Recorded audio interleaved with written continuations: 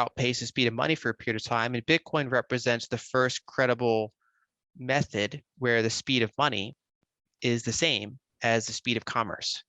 Right. And so to the extent that Bitcoin can, get through all these different challenges, right? There's the fork wars, there's bugs Yeah. early on. Yeah. There's a million altcoins that want to come and distract people and dilute the scarcity of Bitcoin and basically Yeah. say, there's 21 million Bitcoin, but there's 10,000 cryptocurrencies and they're all those units. And so Yeah.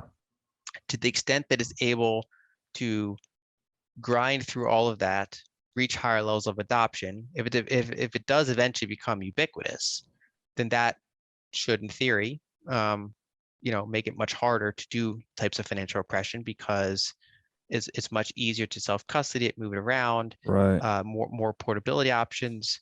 And so that can restrict the tools. And it becomes somewhat of a race because obviously the technology of Bitcoin, another thought experiment was something like Bitcoin inevitable? Once we developed, Mm-hmm. it's like that question of is Bitcoin a discovery or an invention?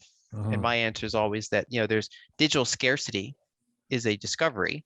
But of course, Satoshi could have made Bitcoin 42 million units. He could, Right. there's certain parameters that he could have chosen differently. So in that Yeah. sense, it was an invention based on a discovery.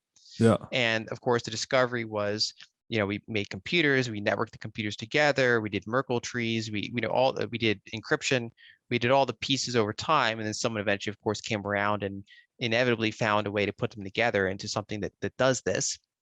And so, to the extent that the user interface continues to be improved Yeah. by all these companies that are, building on top of it, making it easier to custody, easier to use, easier to send, Lightning Network stuff, all these different layers on top of it, to the extent that the community is strong enough to make it good enough to overcome all these other challenges, then yes, I think that can change the game to some extent.